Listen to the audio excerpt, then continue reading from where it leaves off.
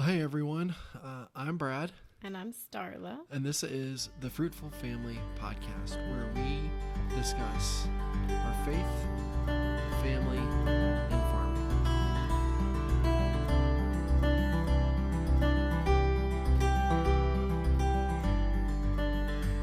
So, what are we going to talk about today? Our family.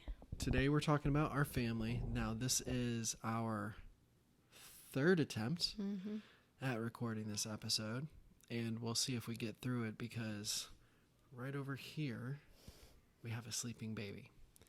So, we are hoping he holds out for us while we talk a little bit about family. So, why don't you, just to start us off, why don't you just share a little bit about our family Yeah. to kick us off? So we have 8 children, 7 of whom we have had together over the last 10 years. 11. I mean, well, but 11 years of marriage, 10 years of right, child bearing Yeah, since he was born. Yeah. right. Yeah. So our oldest together is 10 years old as of a few months ago.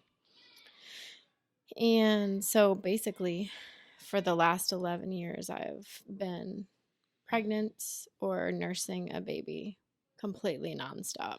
I've been in one of those 2 seasons, and they're all about 1.5 to 2 years apart. I think that's the average is somewhere in there. We Yeah. started off pretty quick, pretty early, and then in our older years, we have slowed down a little bit with their With some help. proximity.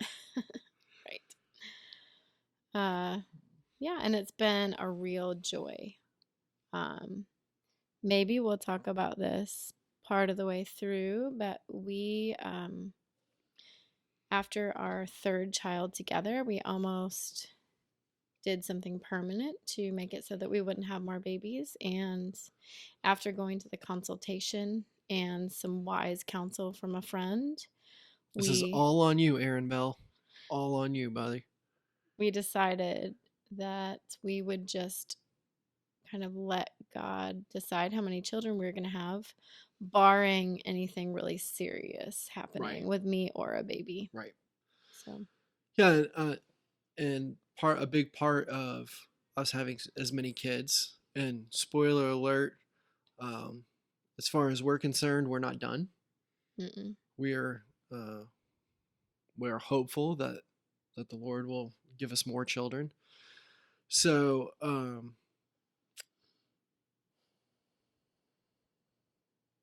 I forgot where I was going with that. I don't know. I don't know either. So I think, well, we were going to talk about what influenced how we thought family would look. Right. You want me to answer that? Sure. So a big part of my idea of family was kind of like the antithesis to what I experienced growing up. I am from a divorced home, and I'm an only child. And so I wanted to be a dad, and I wanted to be a husband. And those were the two main things that I wanted. And from a pretty young age, I wanted those things. I had been, so I grew up in a suburban community where everybody was a professional. And so, it was cookie cutter homes, and literally everybody had like 2.3 kids. That was what everybody had. And we kind of saw, or at least I did, saw what we've become, the large homeschool family, kind of as like the weirdos on the block. And were there any in your neighborhood? Not in my neighborhood. We had a couple homeschool families in the church, but by and large, that was not, I didn't have a lot of interaction. And so I think because of that, and we actually have a homeschool episode planned, to talk about that, and we can get into this more. But like my perception of homeschool was just probably the same as many people's perception of homeschool, um, at least maybe up until recent years. And so I was around a lot of families. I can think of a couple families in particular. One is the Marks family, and they really took me in. Was discipled by Keith, and I developed a love for Dana Carvey stand up and for his five kids, and saw him interact with his wife. And Starla got to meet them Mm-hmm. finally a few years back when we went for my high school reunion. And they're just the sweetest family, but Mm-hmm. they're very honest. And I had the opportunity of watching them, um, you know, celebrate new life and argue and all kinds of stuff. And so they were really big. I saw he was kind of that was kind of my go-to example of like this is what it means to be a Christian husband and father. Mm-hmm. And so they were very um, influential and kind of made that desire grow within me to do those things. Um,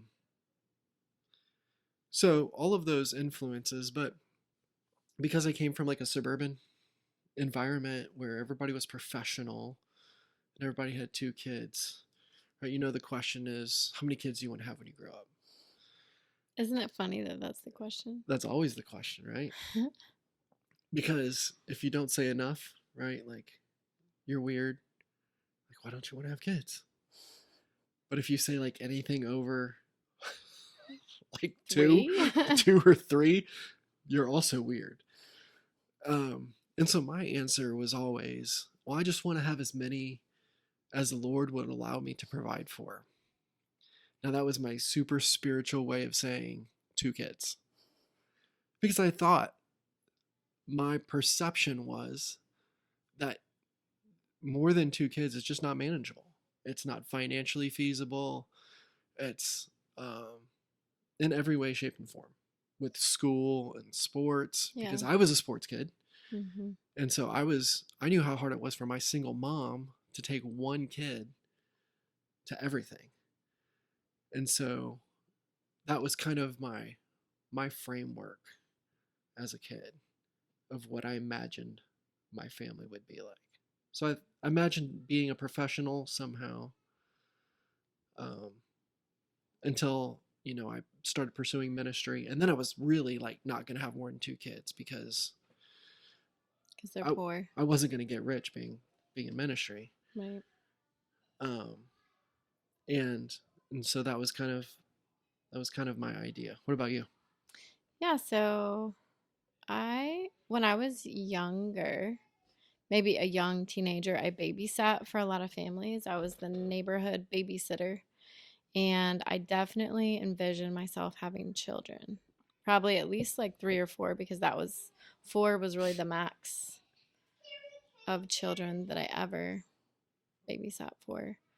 Um, and then when I was in college, I was around some Mennonite families that were larger, like 5 and 6 kids. Our children You are might being be hearing our really children in the loud in the back. background. They're like right outside our door. I don't know what they're doing. Anyway, so yeah, Speaking of family, so the larger family seemed really appealing. It just looked like fun. I loved kids. I've always loved kids. And my appreciation for them has only gotten stronger the more we've had. Children are really important. Yeah, so I wanted to have quite a few. Now, there was a time in my mid to late 20s before you and I got together that I thought I would never have kids. I thought I would never give birth. I just had heard a lot of bad because you didn't want stories. to. Well, so this is what you hear from a lot of people: they ruin your body. And I had an okay body as a middle 20s woman. And I also was just afraid of children for a while. and thought that I might like mess children up. So I thought I maybe would adopt, but that's it. So, but then when I hit 27, I wanted a baby bad. Like my biological clock finally ticked loud enough for me to really hear it, and I really wanted a baby. So that was kind of the end of me being, I think, afraid to have children, or I didn't care if I messed up my body at that point. I just wanted a Have you ever baby. seen Raising Arizona? I have, but it's been a while. Nicolas Cage, Mm-hmm. Holly Hunter, Yeah. and her line is, "Hide, get me a baby." That's just what I thought of Yeah. right now. So Right. sorry. Except I didn't want just a baby. I wanted a baby from my loins, to use some biblical terminology. So, considering both of our backgrounds, um, I it's probably safe to say neither of us expected our family to look the way it does, Mm-mm.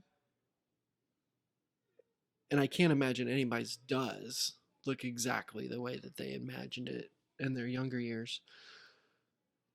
In what ways would you say our family is uh, similar Mm-hmm. to what you had imagined or hoped for? Mm-hmm. In what ways is it different? Hmm. So, I mean, we have more children at this point than any of the large families that I ever hung out with. They had 5 and 6 kids, which seemed like so many children. And we have 8 now, with 7 being on a regular basis. So we have way more children at this point than anybody that I was really around. I mean, the most kids that people had were 5 and 6 kids. Like that was a large family. A generation before, maybe it had been 7 or 8, but it had only been 5 or 6 for a while. Like that was a large family. Um, and so our family's bigger. I enjoy our children immensely. Uh, so I think I enjoy having so many more, maybe, than I thought I would, although it seemed like a lot of fun. Um, but I didn't necessarily, I don't know when I thought I wanted to homeschool. I guess when I knew I was pregnant with Haddon, I really wanted to homeschool him, at least for a while. The thought of sending him away all day to a public school, because you were kind of against private schools at that time, that really scared me, I think. Uh, so I really enjoy homeschooling them, and homeschooling is really not so hard. What about um, what about our Yeah, relationship? I was just going to say, we have a far better relationship than I ever thought possible for a husband and wife. So I think for me, a good relationship, I envisioned like being kind of young looking and attractive still, and like going on dates. Because so for some of the people that I babysat for who seemed like they had a good relationship, that was the model. Like they would go on dates every few weeks. They were still young and attractive and seemed to like each other. Um, and I think, are we young and attractive looking? I mean, I'm not. maybe, I'm neither young nor attractive, so maybe to people older than us we're that. it's all but, relative, but, right? but we have such a good relationship. And that has, I mean, would you say blood, sweat, and tears over the years? Like we've Yeah, worked pretty yeah, hard to have a good relationship. right. So I'm not sure I knew how much work went into having a good relationship, but I am really thankful that we do have a good relationship. And um, even how we like structure our family, our relationship, right? Even right because it's no secret we were both married before Mm-hmm. previously, Right. um, and so like share like your structure, like You mean like our daily life? How is that different? Or no, not like that, like your how you interacted and kind of gender roles, your gender role within your marriage My first marriage. and Yeah. ours. Yeah. And So we had a egalitarian relationship. At least like that's what we said we had. Um, but in reality, I didn't do most of the cooking or cleaning, so that part wasn't really equal. And I think most of the time I earned a little bit more. Um, and so I guess it was equal in that we both worked and we both did cook and clean some. Um, but it was. you put yourself through school by working, Mm-hmm. through graduate school and Yeah. massage school. Mm-hmm. Well, my mom paid for massage school, but then Okay. I put myself through graduate school. Through graduate school. Yep. And you worked full time while he was going to graduate school. Yeah, right? ish. I mean, I think I worked at least 20 hours, 20 to 30 hours as a massage therapist, which is a lot That's for a full time. massage therapist. Yeah. It's quite a bit. So yeah. Yeah, it was a busy. Okay, so that is, I mean, yes. My life was extremely busy outside of the home. And that did not make for a good marriage. I was also on birth control, which I think was not good for me personally. It didn't make me very nice. So I was not the wife in that marriage that I am in this marriage, which is in large part why I'm divorced from that person, because, yeah, I spend all of my time at home now. I don't get out much, and I'm happy with that. I go to church, and that's pretty much it. She commented the other day, just kind of as like a pat herself on the back, like, it's been so long since I've been in a Kroger or a Walmart or what. I don't know which it was. Maybe it was both. And I was like, it's because I go. Brad's my personal shopper. Because I'm making deliveries for the business and I'm out doing things for the business. Yeah. And so it makes sense. You're not my errand boy. Correct. You're already out. I'm already out. So it doesn't really make sense for me to drive 45 minutes to go to a grocery store just so I can be doing the shopping. I mean, that would be actually just silly. Right. But yeah, so I spend all my time at home and I love it. And I am barefoot and pregnant almost all Not right the now. time. Not right now. As far as we know, at the time that this episode is being recorded, I'm not pregnant. She is not pregnant. But I really do enjoy caring for our home and caring for our children. I work as a massage therapist here. Yeah, I love our work, and my days are devoted to our children, serving the Lord and serving you.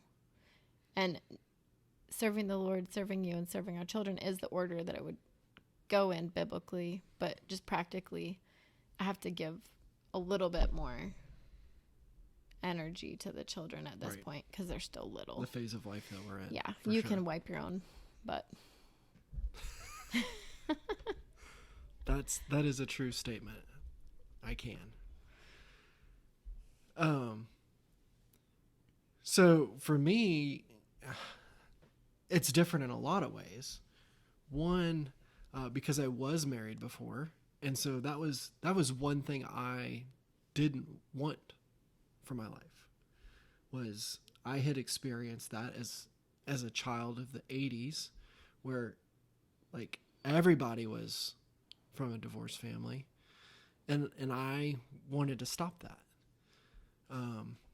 Unfortunately, that was not my experience.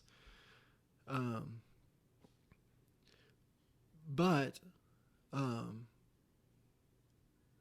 from when we met 12 years ago, which the other day we discovered our first Facebook interaction, and it was terribly plain and vanilla, and our pastor made fun of me for my response to you. But since then, like, everything has changed. Just in how we interact and I perceived my role as a husband and a father has has changed and grown over the years.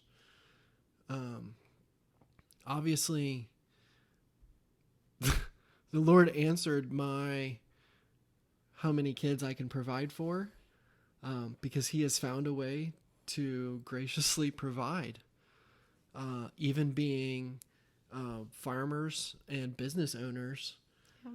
um, to provide for 8 children, and it can be done.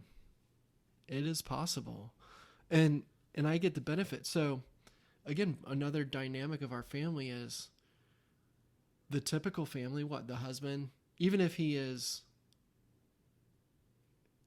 if his work allows the wife to stay at home Mm-hmm. with the kids and she's able to homeschool and all those wonderful things that you do, Right. he still leaves every day Mm-hmm. from 8 to 5 or 6, or we know dudes in our church that leave at 5 a.m. and don't come home until 8 or 9 p.m. Mm-hmm. because they drive an hour and a half just to get to work, and their jobs are just crazy. Um, but the Lord has afforded me the opportunity not only to provide for my family, but to be here Right. with my family. Mm-hmm. And that's not something I had ever, because I grew up among all these suburban professionals where everybody worked in sales. Mm-hmm. Like that's what everybody did. And, it's ironic too that I always said I'm not a salesman. But I own a business and my job is to sell my product. And, my big focus this year has been to sell it to retailers. Mm-hmm. But there's a difference between selling somebody else's product and something. I'm digressing here, but what I'm trying to say is my perception of my role in the family has significantly changed. Yeah. So how do you think it's changed? So you named that you are home Mm-hmm. and you are a present father a lot because you're home. Right. But how else has your idea of the role of father or your job, how has that changed? I think just even my relationship with you, right? I think we probably would have identified early on in our marriage. We probably would have said, "Hey, we're complementarian," and that just in the past decade, that's taken on so many different meanings. And then there's a division of camps now where there's soft complementarians and hard complementarians, and we probably would have fallen into the hard complementarian. And it seems like those words don't apply to us anymore. And that there are different categories of, and I don't even think it's things that we've tried to do. Mm-hmm. It's just as we've looked at Scripture and the role of the woman and the role of the man in the family, has, and it's been a kindness. I think the Lord's been doing it in us together, Mm-hmm. like at the same time. And so we're not warring on this where, and there have been times where she's come to me and she's like, "You gotta lead." Yeah, I think if anything, it's not a war. If anything, it's a sometimes there have been a few things that I feel like the Lord has really put on my heart and maybe hasn't always put it on your heart at the same time. At the exact same time. Right. And so I've kind of been praying and planting some seeds, and then in God's timing, He has made those seeds grow and become very apparent to you, and then it's borne fruit in our marriage, because it doesn't matter if you are egalitarian or complementarian or whatever. The husband does lead the family. Right. He just does. He either does it does it well, poorly, right, and the family is in shambles, or he does it well and the family, and biblically in a godly way. Right. Right. I think just one of the the other things, and it's where we get the name of the podcast. Um, just the notion, and we kind of touched on it early on in this episode of, we had, we were pretty committed to me getting a vasectomy 7 years ago. It was after London, right? Mm-hmm. Yes. So it was right after she was born. And I had planted a church and had another elder with me. And I'm so thankful for the conversations with him. He caused me just to stop and think through things. And I think really where we ended up, like, the first command to mankind that Mm-hmm. God gave Right. has just been, there's no avoiding what God's intention for the family was. And that was to be fruitful and to fill the earth. And obviously through this podcast, we're using that in several ways, right? Be fruitful with bearing children, Mm-hmm. be fruitful with farming, be fruitful with discipleship, Mm-hmm. like in a spiritual sense, be faithful or fruitful. And even when it comes to business and vocation and things like that as well. So I think that's been one of the biggest transformations for me, is just seeing that very first command, and that this was God's intention for the family, was to be fruitful. Mm-hmm. Yeah, I mean, and I think if you look at animals, so if you were to look at our farm animals, when it's time for their bodies to make another baby, they do just it. do. Like, they don't stop and think, oh, should I do this? Like, do I have enough food? Is this, I mean, Right. they just, now, They if just do there it. isn't enough food, their bodies won't Right. make another, like, if they're malnourished, their bodies won't make another baby. But in general, living out in the wild, when they're getting what they need, their bodies will just keep making babies. And that really is the way that God has designed us. And so, I think that's one thing animal husbandry has taught us, just in general, is you have that, but then you have the health aspect of it too, right? So if take our pigs for example, or our dogs, we have Great Pyrenees livestock guardian dogs. If they're underfed and they're malnourished, they won't reproduce. But if they're overfed and they're just fat and gluttonous, they also won't reproduce. right, Their bodies reject all of that right. in both extremes. And so, yeah, so again, that gets into more episodes for us to talk about just fitness and health and things like that, and how they're important in being a fruitful family as well. Right. Yep. So let's move on here. We've spent a lot of time as we were in ministry. As I planted a church, we're in the backyard of the flagship seminary of the Southern Baptist Convention. We have a lot of interaction with young married couples. We actually have a young married couple here on our property that just bought a house, and today they closed on it and came over here to let us know, and we're really excited for them. But given all of this interaction that we have with those who are younger, and maybe there's some that are watching, listening, thinking, how do I get there? Mm-hmm.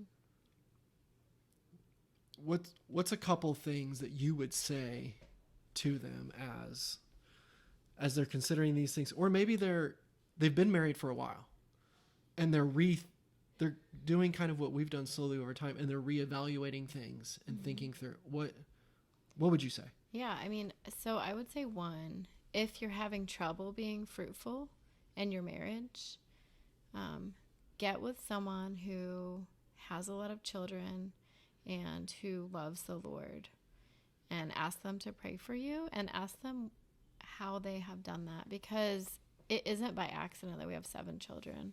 Like, one, that's a kindness and a graciousness from the Lord, but we have done things together that help us to be fruitful, like physically. And there have just been a lot of things that I have done on my end to help my body to be healthy through so many pregnancies. And so there's always someone who can help you, whether it's emotional, physical, spiritual. Someone is always going to be there to have wisdom to help you. You just have to reach out, because just praying about it is not always enough, because God put other people on earth, other believers, to help you and to encourage you. So first thing you would say is find somebody, find Christian family who has a lot of kids, Right. who serves faithfully, Yep. and just talk to them. Yeah. Yep. Ask them for their wisdom. How did they get to where they are? And then, yeah, I think that's the first thing I would say. Maybe the second thing too is you really have to have a good relationship with your spouse.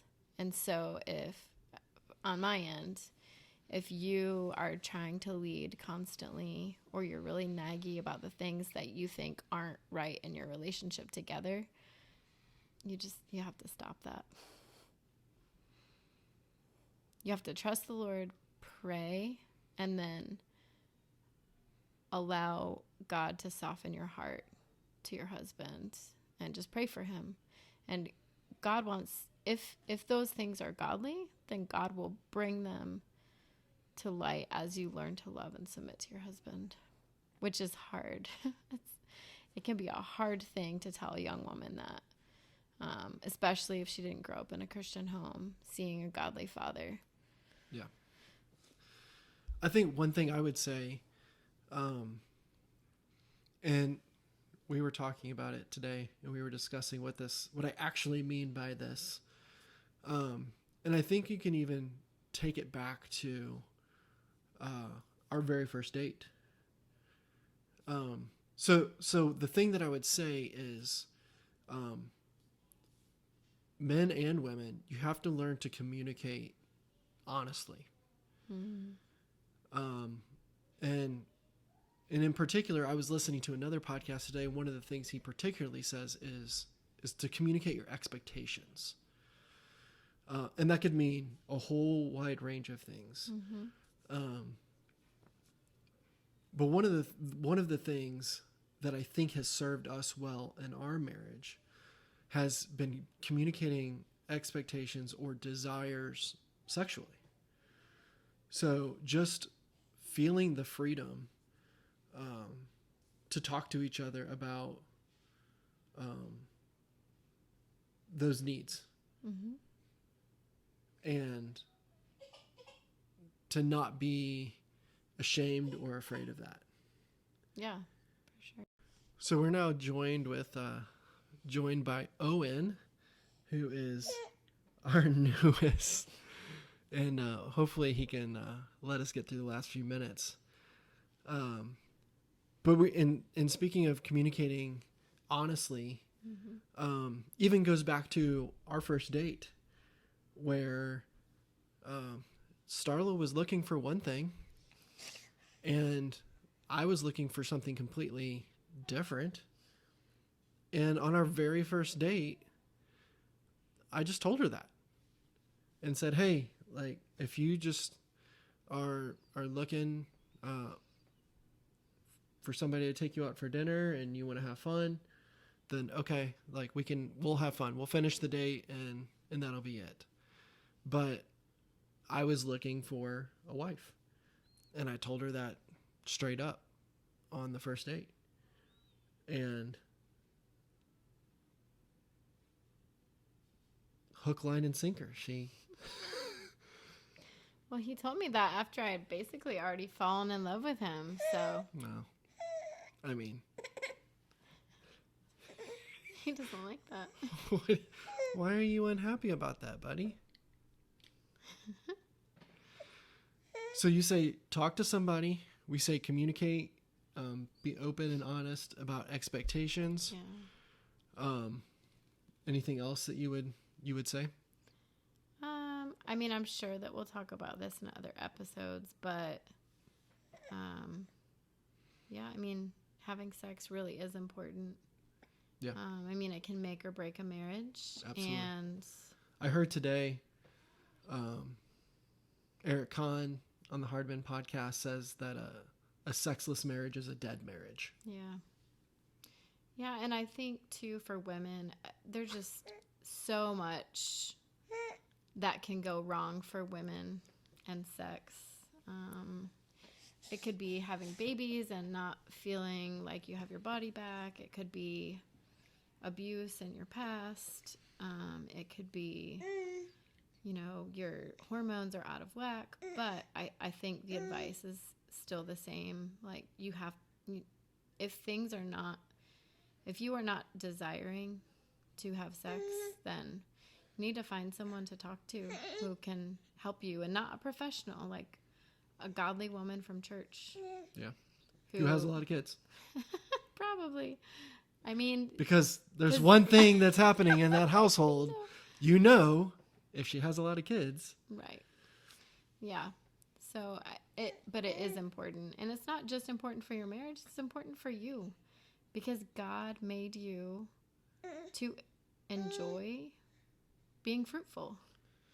Not just enjoy the babies, but enjoy the part And I just want to making the babies. get this on the record, right? So you're a mom of 8 who stays at home, literally barefoot every day. On a scale of 1 to 10, how oppressed are you? I'm not oppressed at all. I know. I would seem on the outside oppressed.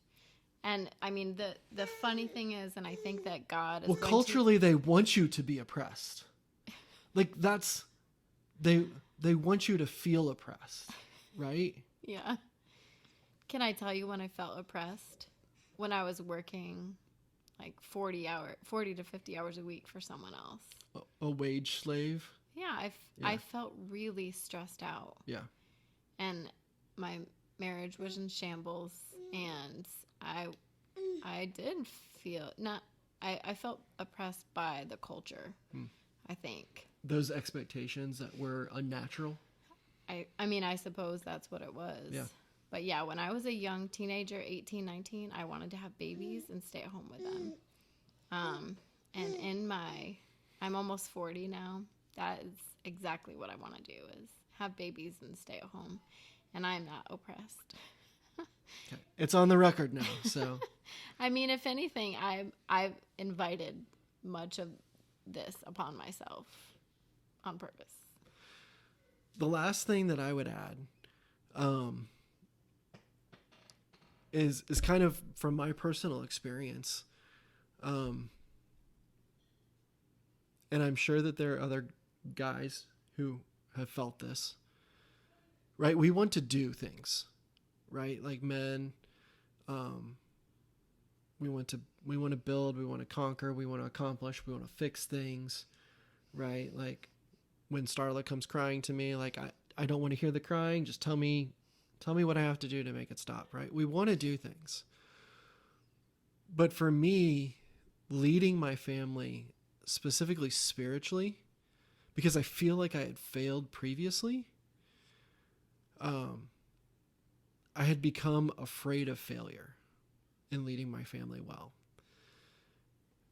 And so what that fear did was the fear paralyzed me and prevented me from doing anything at all. And it basically was a self-fulfilling fear.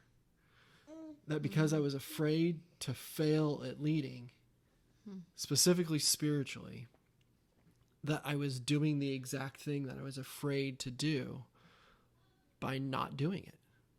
And so I would say, guys, like, you're gonna fail.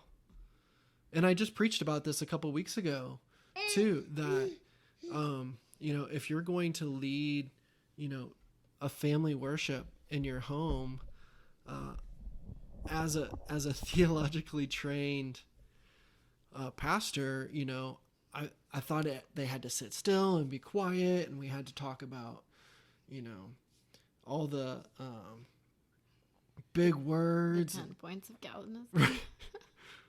There's 10 now.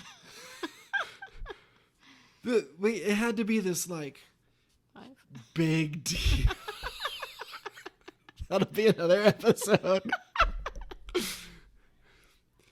Like it just had to be like this big liturgical church service with just my kids and everything. And if you have kids, that's never going to happen. It's not realistic. There's not a family worship that we do every Tuesday night where I'm not telling kids to sit down, be quiet. That has nothing to do with what we're talking about. I don't know why you're talking about dinosaurs right now. Spider-Man is not in the Bible. Like, and it's fun. Mm-hmm. It's a highlight for all of us. You don't have Family to. worship time. You don't have to have this big, verbose, theologically astute, laced with Greek words. You don't have to do any of that. You don't have to know how to play guitar. I know how to play guitar, and I don't even play guitar. Because YouTube is much better than my guitar playing. All of that to say, if you're afraid to fail and you're paralyzed because of it, you're already failing. Mm. And so take the initiative, step out, do the hard thing, and be okay with it not going how you want it to go. But like Starla said, you're leading one way or another. Right. You're either leading poorly or you're leading well in a God honoring, Christ exalting way. I would say too, don't be afraid as the man, don't be afraid to lead because you're afraid that your wife will feel oppressed, or because your dad didn't do it well, or because maybe you see some schmucks doing it poorly on TV. Like, those are all just not good reasons to not lead. And honestly, a godly husband who leads his family well, who tries to train his children and bring them up in the admonition of the Lord, and who prays for his wife and cares about her and makes sex a priority. A wife is not going to, I don't think she's going to feel oppressed when you're leading well. She'll just be happy that you're taking the initiative to do it. So I think we've covered quite a lot as far as family goes, and we've opened the door to quite a few other episodes that we hope to record soon. Do you have any last thoughts as we land the plane here, so to speak? Yeah, I mean, listeners know, because everyone's talking about it now. People are not having children. And it is a real shame, because having children is such a joy. Women are missing out so much by having a career instead of having children. And I would even say many children. I think is it for the first time ever that the American birth rate has fallen below replacement. I may be wrong on that, and I don't have the numbers, but I believe we are, I think, below replacement. I think we're below replacement in birth rates in America.